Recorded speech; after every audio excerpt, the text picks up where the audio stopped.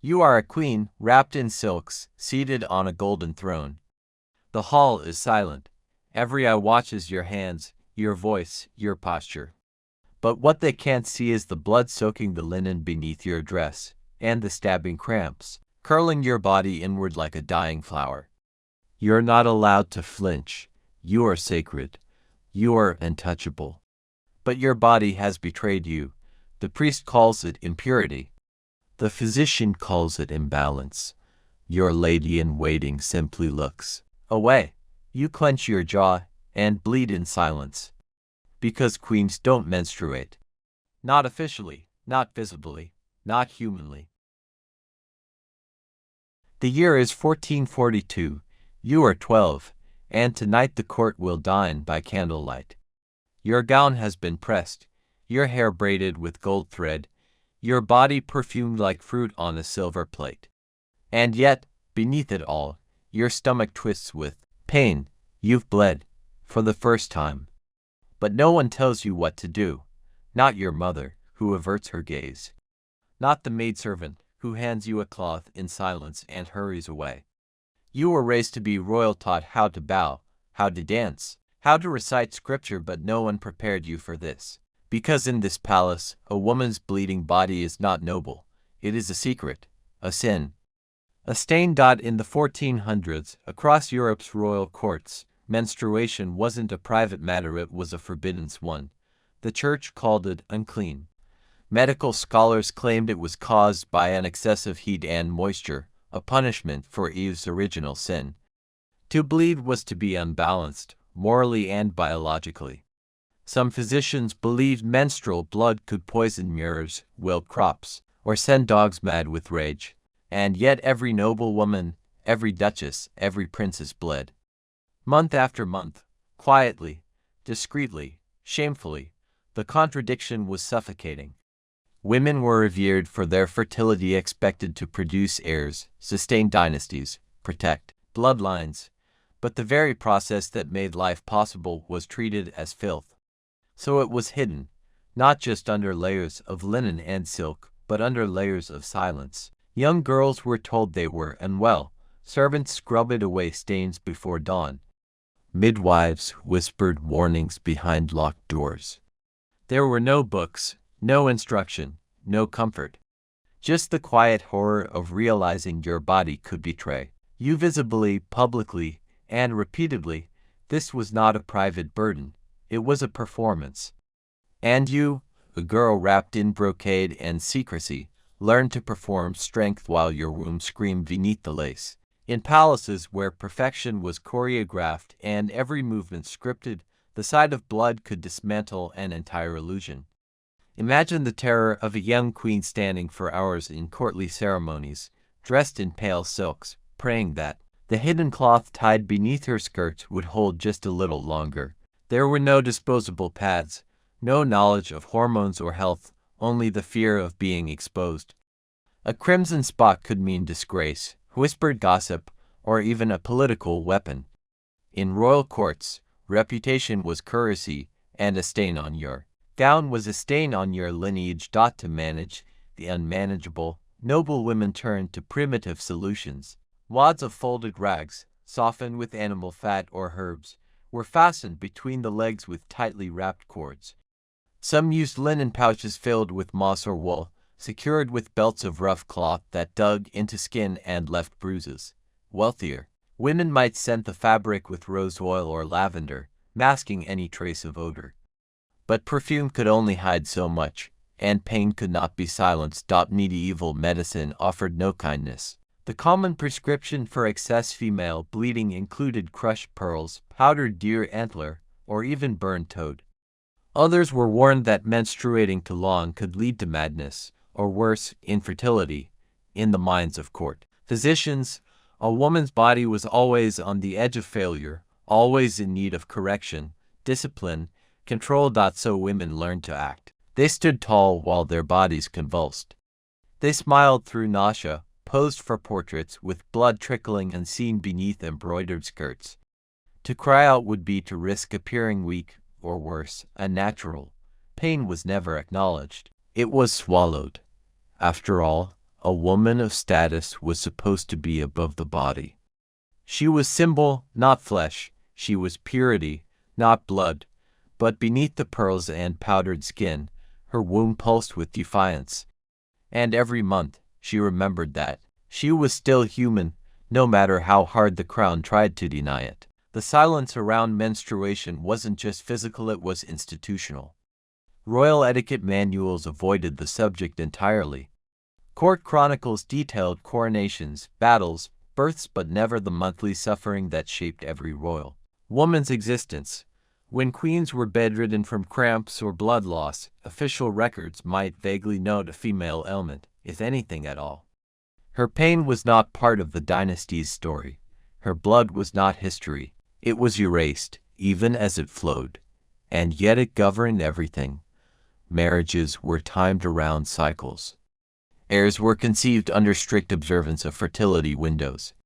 Holy days and state rituals required women to declare if they were pure, word that meant, in code, not bleeding.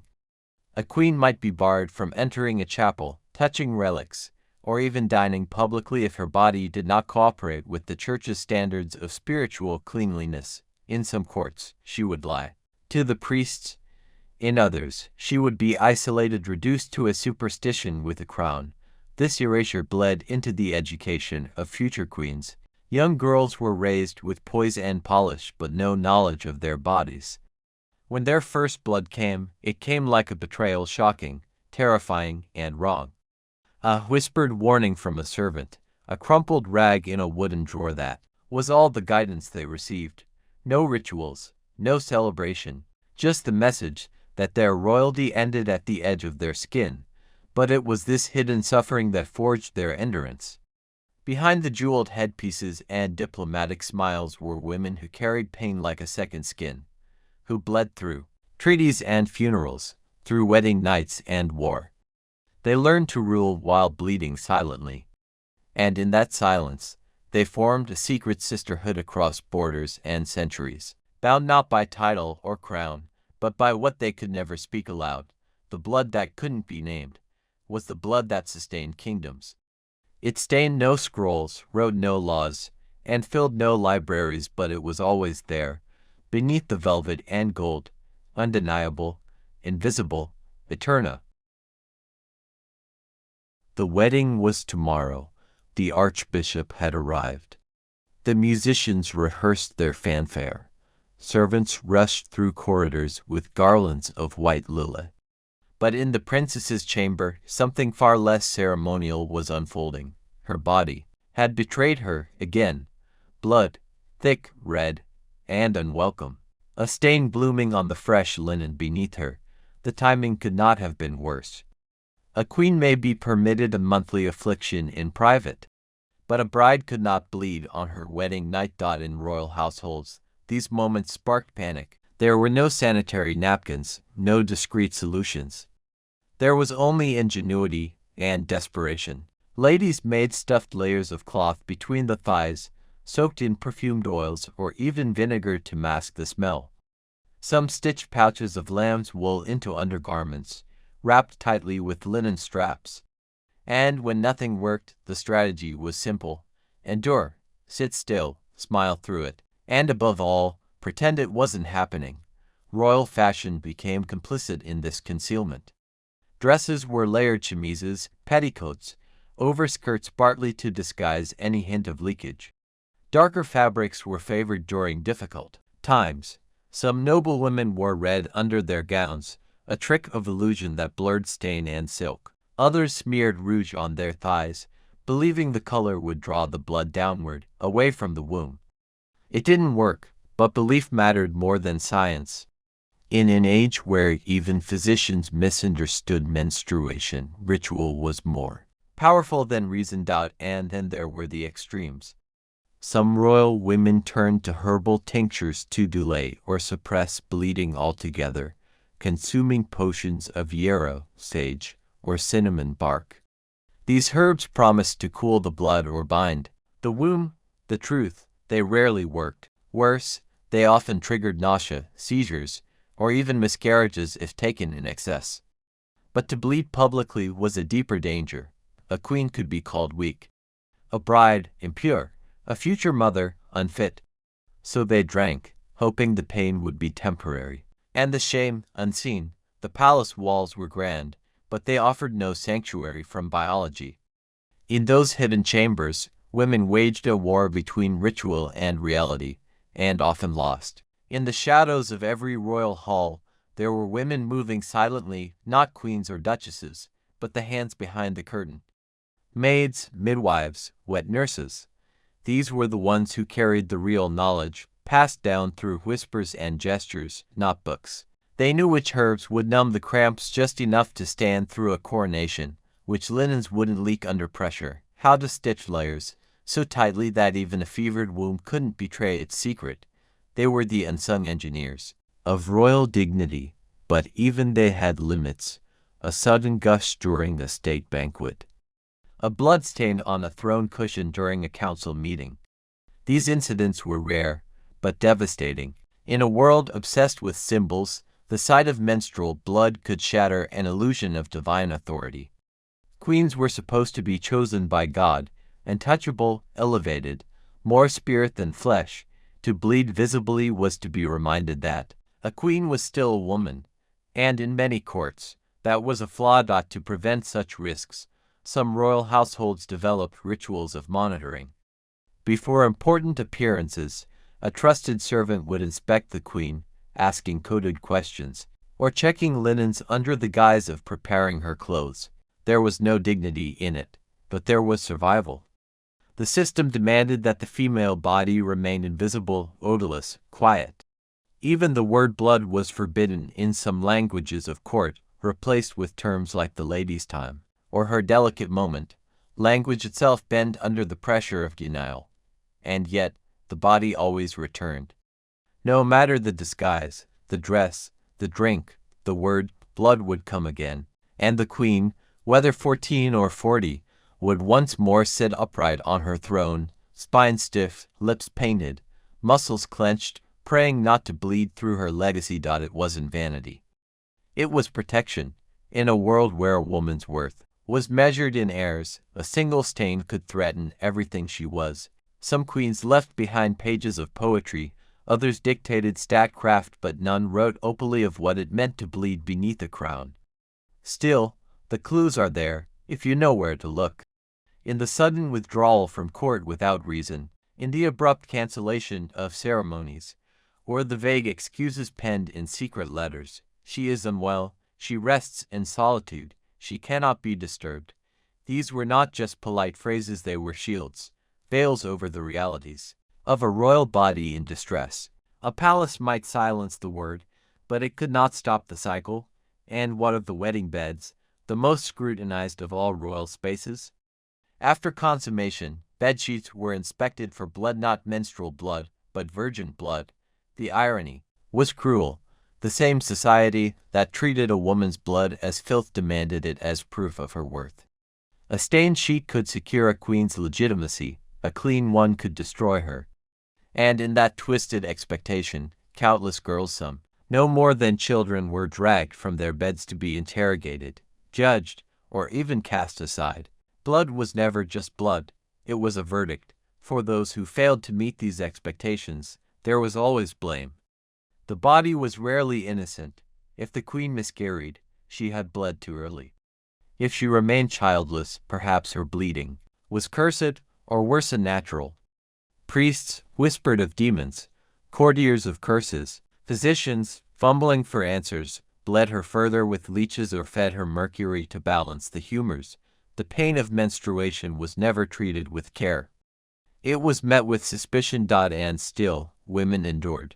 They held court, bore children, signed treaties, and held empires together, all while bleeding behind velvet curtains. Their dignity wasn't protected by silk or silver. It was guarded by sheer force of will. And in that quiet defiance, they reshaped what strength meant without ever being allowed to name it. They were more than their cycles. But they were also never allowed to forget them. And every throne they sat on, every speech they gave, was carved in the hidden discipline of surviving their own body. There was a time when a queen's bleeding was seen not as weakness but as proof of divine connection. In ancient belief, menstruation held power. It was mysterious, uncontrollable, and therefore sacred or dangerous. And in the royal courts of the late Middle Ages and early Renaissance, that power became political. If a woman bled on schedule, she was fertile. If she didn't, she was suspect. A woman's cycle could crown her or destroy her. For some, it became their only weapon. In the cold marble corridors of dynastic Europe, a princess's ability to menstruate regularly meant she could marry into power. Her body was her diplomacy. Her cycles were watched more closely than her opinions. Court physicians tracked them with ink and speculation, as if blood alone could predict alliances. If she bled too heavily, she was fragile. If too little, she was barren. If irregularly, she was hysterical. There was no winning, only surviving the gaze. Take the case of Anne of Austria, Queen of France. Her childlessness for over 2 decades nearly cost her the crown. Court rumors swirled. Had she stopped bleeding? Was she cursed? Was she a fraud, incapable of fulfilling her most sacred duty? When she finally gave birth, it was not seen as a miracle of biology, but as the validation of her womb and her worth. The silence around her suffering was suffocating. No one spoke of the miscarriages, the ritual fasts, the poisons disguised as medicine. They spoke only of legacy. Others were not so fortunate. In some courts, a missed cycle wasn't met with concern, it was seen as treason. A delay in bleeding could signal pregnancy, and if that pregnancy wasn't sanctioned by the king, it could mean death. Servants were sent to inspect undergarments. Physicians were ordered to examine for signs of sign. Girls were dragged into dungeons for what their bodies did naturally. Blood became evidence. The lack of it became accusation. The throne was never just a seat of power, it was a stage. And sometimes, the only lines that mattered were written in red, beneath layers of velvet and expectation. In the gilded courts of Spain, England, and France, the arrival of a princess's first blood was treated as a national event, privately endured, publicly politicized. It meant she was now of marriageable age, ready to be sold into alliance, traded like land wrapped in silk. But what it really meant was that her body was no longer her own. Her cycle would now be tracked, analyzed, debated in foreign embassies. When her next bleeding came or didn't take could spark a diplomatic crisis. Royal midwives became political agents. They inspected linens like spies, searched for signs of fertility or failure. Monarchs demanded monthly reports. In some palaces, bleeding was recorded in journals by male doctors who had never seen a womb but dared write verdicts about them. If the queen bled after marriage, the court waited with breathless anticipation. Would this lead to an heir? If she didn't, suspicion mounted. Perhaps she was sterile, perhaps she had sinned. Or perhaps God had judged her unworthy. Sometimes, blood meant more than scandal, it meant survival. In Poland and Hungary, young noblewomen accused of infertility were sometimes forced to produce proof of menstruation. Servants might be made to testify. Some were even made to show soiled cloths to court officials as evidence. If they failed, annulments followed, or worse, imprisonment, exile, disgrace. The failure to bleed properly could cost a woman her title, her safety, her life. And yet, in other cases, blood was a weapon. Queens who feared rivals might accuse them of false pregnancies, claiming their lack of menstruation was proof of unnatural witchcraft or secret lust. Menstruation, in this world, was never private. It was always under scrutiny. A symptom, a sign, a signal to others of what a woman might become or what threat she posed. These were not simply stories of pain, they were stories of weaponized biology, of women caught in a system where their power was reduced to whether or not they bled at the right moment. And when they bled at the wrong one, history punished them without mercy. One of the most chilling reminders of how menstrual blood could become a political weapon is buried in the trial records of Anne Boleyn. England's most infamous queen stood accused of adultery, incest, and witchcraft. but beneath the outrageous charges lay a subtler suspicion her body had failed. After multiple miscarriages, whispers spread through Henry VIII's court that her womb was cursed, that her bleeding had changed, that she had unwholesome flows, though no physician recorded such claims directly. They lurked in the shadows of her downfall. Her inability to produce a male heir, her visibly strained health, these became more damning than her supposed infidelities. In a court obsessed with heirs, blood was the first and final trial. Centuries later, in a different empire, the Empress Dowager Cixi of China would similarly face court suspicion during her youth. Rumors circulated that she faked her menstruation to prove fertility and gain entry into the imperial harem.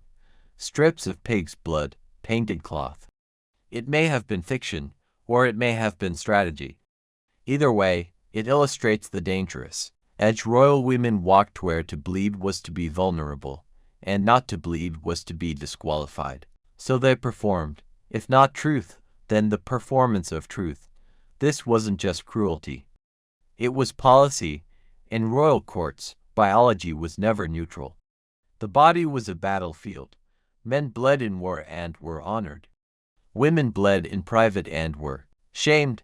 Yet the consequences of their cycles shaped dynasties, treaties, coronations, and excommunications. Some queens bled on their wedding day and were paraded through cities. Others bled quietly in exile, stripped of their titles and told their wounds were cursed. The lesson was brutal and consistent. Bleed when the world expects it, and you may rise. Bleed when it is inconvenient, and you may fall. Do not speak of it. Do not show it. Above all, do not remind the crown that its glory rests on a woman's body, fragile, painful, and bleeding. That silence so meticulously enforced was the truest mark of power. Because what could not be spoken still decided everything. She was 13 the first time it happened. Alone, in a stone chamber lit only by flickering candlelight. Her body curled in pain, her breath caught in her throat, and a thick red stain bloomed beneath her on the embroidered cushion. It wasn't just blood, it was fear. She had heard whispers in the corridors about curses, demons, madness. Her nursemaid slapped her hand away when she asked what it meant. "Don't speak of it," she hissed, before wrapping her in silence and shame. That night, the princess did not cry. She simply learned how to hide in royal palaces, where every wall had ears and every word could be twisted into rumor. A woman's suffering was not hers to express. She belonged to the crown. Her pain had to fit the performance, and so girls were trained early to sit straight while their insides twisted, to smile while bleeding, to keep their bodies quiet no matter what they endured. There were no terms of comfort, no kind explanations. Most royal daughters were taught about menstruation not by their mothers, but by servants, hushed voices behind locked doors. Some were handed a bundle of cloth and told, "You'll understand." Others weren't warned at all. The bleeding arrived without preparation, without support, and with it came a quiet panic. Was this normal? Was it a punishment? Had she done something wrong? In a court that revered purity, menstruation was a paradox. It marked womanhood, and yet it marked imperfection. A bleeding body was a reminder of mortality, of mess, of truth. It clashed with the polished myth of the divine queen. So young women learned not to question, not to complain. They were told it was their duty to endure. That discomfort was noble. That pain made them virtuous. And, over time, they stopped asking. They held their silence like a rosary, repeating it month after month. It was the first lesson of royal life. Your body is not yours. Your pain is not important. Your job is to be beautiful, obedient, and clean even when you're bleeding in secret. The chambers of noble women were soft with velvet, silks, and brocade, but beneath that luxury was a discipline harsher than any battlefield. Time was divided not by clocks, but by pain. The body ruled in silence.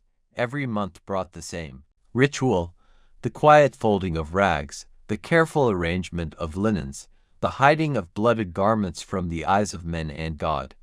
Royalty had no privacy. And yet, this pain was something they had to bear utterly alone. Servants were trained to look away. Ladies in waiting, though often kind, knew better than to ask questions. They might help clean the soiled sheets or replace the cloths, but never spoke of it. In some courts, bleeding women were considered too impure to touch religious objects, even their own prayer books. Some queens were made to sleep alone, confined for days, cut off from affection or companionship, all for the sake of invisible purity. The isolation was both physical and psychological. Girls learned early that complaining only brought suspicion. That pain could be twisted into accusations of weakness. That visible discomfort could be seen as rebellion and gratefulness, even madness. And so, royal women became actresses, masters of concealment. They laughed through cramping, attended banquets while light-headed from blood loss, smiled through ceremonies while fevered with infection. All because anything less would be deemed unbecoming of a queen. But in the silence, something deeper began to grow: resentment, confusion, shame. Some girls came to believe they were cursed, others believed they were dirty. And for many, the sense of betrayal by their own bodies left invisible scars. How could something so natural feel so wrong? Why did the thing that made them capable of life also make them unworthy of touch? Behind the ornate doors of royal palaces, there were no screams, no tears. Just the soft rustling of fabric, the careful changing of cloths, the silent stifling of pain. Each month, the same lesson was reinforced: you are a symbol, not a person, and symbols don't bleed. There were moments when the mask slipped, when even a queen could no longer contain the weight of her body's silence. In private letters, rarely meant to survive, glimpses of raw honesty emerge. A duchess begging her sister to send more cloth, because the bleeding has ruined my gowns. A young princess whispering her terror that the blood would never stop. A queen confessing she had prayed for an end to the pain, even if it meant death. These were not the voices history recorded, but they are the voices that carried truth. They lived in bodies no one wanted to acknowledge except when those bodies failed to produce sons. The irony was brutal. The queen's womb was her crown. But everything that came with it, the bleeding, the pain, the exhaustion, was erased. Her ability to suffer silently became a twisted virtue. Strength was measured not by what she survived, but by how well she hid it. Even in death, the silence endured. Rarely were royal autopsies honest about the toll of decades of untreated pain: uterine tumors, pelvic infections, anemia so severe it left queens fainting behind curtains. These truths were not considered worthy of the royal record. Instead, their legacies were painted in broad strokes of dignity and grace, as though grace could exist without agony. But within the walls of these palaces, behind the velvet curtains and golden mirrors, were girls turned into women, and women turned into ghosts. Their suffering became background noise to empire. They bled through wars, treaties, miscarriages, and coronations never seen, never heard. Their blood was not considered noble. It was inconvenient, it was hidden, but it was always there. It is time we hear it. It is time we see the courage it took not just to wear the crown, but to wear it while their bodies waged a silent war beneath. Month after month, alone and unacknowledged, the portraits remain: stoic queens in crimson and ivory, seated on gilded thrones, their expressions calm, their hands folded delicately in their laps. The history books speak of their alliances, their heirs, their grace under pressure. But nowhere, in paint or parchment, is the body beneath the silk remembered. Nowhere is the monthly ache, the blood-stained linen, the clenched jaw during hours-long ceremonies. That part of their reign, the most human part, was written out, cleaned away like a stain on royal fabric. And yet, it shaped everything. The legacy of menstrual silence did not end with one generation or one dynasty. It became an inherited expectation passed from mother to daughter like a hidden map. Even as medical understanding advanced, royal women remained caught between symbolism and biology. In the 1800s, Queen Victoria's diaries offer glimpses of discomfort, cloaked in vague language. She referred to her usual trouble, but never named it, not once, because naming it made it real. And royalty had no room for real. Even in the modern age, traces of this inherited shame linger. The idea that queens should be composed and touched by the mess of life. That bleeding is a flaw, something to be managed, suppressed, silenced. Public appearances are scheduled around cycles. Designers know to sew extra layers, to darken fabrics just in case. And still, not a word is said. This silence is no longer just cultural, it's structural. It shapes policy, healthcare, representation. It reinforces the notion that to be powerful, a woman must appear untouched by the most defining reality of her body. And this, perhaps, is the cruelest legacy, that for centuries, royal women were expected to carry empires and hide their blood in the same breath. But the stains never fully disappeared. They soaked into tapestries, diaries, hidden drawers. They left behind a trail not of shame, but of strength misrecognized. A record not kept in ink or stone, but in linen and silence. And now, we look again, not to expose, but to honor, not to shame, but to remember what history tried so hard to hide. In the corridors of museums and palaces turned tourist sites, the robes of queens still hang, preserved under glass. Embroidered bodices, pearl-threaded hems. But not one of those exhibits includes the cloths they bled into, the rags they burned in secret, or the bitter herbs they chewed through clenched teeth to keep the blood at bay. Those objects were discarded as filth, never fit for history, but they were history, intimate artifacts of endurance, of fear, of strength misunderstood. For centuries, the royal female body was curated like a weapon of state, beautiful, ceremonial, and touchable. Any trace of humanity, blood, sweat, trembling, hands had to be erased for the illusion to hold. Monarchs were goddesses in public and suffering women in private. And the more they bled, the more invisible they became. Yet behind every treaty, every war, every heir, there was a woman calculating what she could endure and how quietly she could endure it. The world applauded their puss, but never asked what it cost. How many nights did they sleep curled in pain, afraid to stain the mattress? How many banquets did they sit through, dizzy and bleeding, because canceling was not an option? How many daughters did they raise to do the same, to smile through pain, to never flinch, to never let the court see a single drop? This is not a call to strip queens of their dignity. It is the opposite, to restore to them the fullness of their humanity, to understand that what made them powerful was not the illusion of perfection, but the reality they survived. Month after month, crisis after crisis, all while history pretended it never happened. The legacy of royal bloodlines has always obsessed over what blood they carried, but rarely asked at what cost. Not just the noble blood of ancestry, but the unspoken, unwelcome blood they shed in secret. Those stains were scrubbed from sheets, burned from gowns, erased from history. But we are not blind anymore. Now we ask, what stories were never told because they were considered unfit for kings? In the end, every queen returns to dust. The crowns are passed down, the portraits remain. And the public remembers the pageantry, the weddings, the coronations, the births. But what about the mornings when a young empress bled through her sheets before a diplomatic audience? What about the nights when a child bride clenched her jaw through cramps so she wouldn't be dismissed as hysterical? These moments are not captured in oil paintings. They were scrubbed from the record with the same urgency as a blood-stained skirt. But history is not only what is written. It is what is hidden, what is endured. The truth is this: power never protected these women from pain. In many ways, it made their pain more dangerous, because they had to carry it invisibly, silently, without faltering, and that silence became a tradition.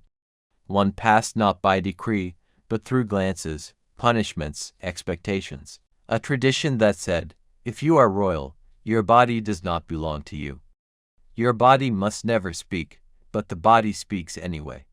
Through trembling hands, through herbal remedies passed from maid to queen, through diaries never published, through letters burned in the hearth before morning light, the body keeps score.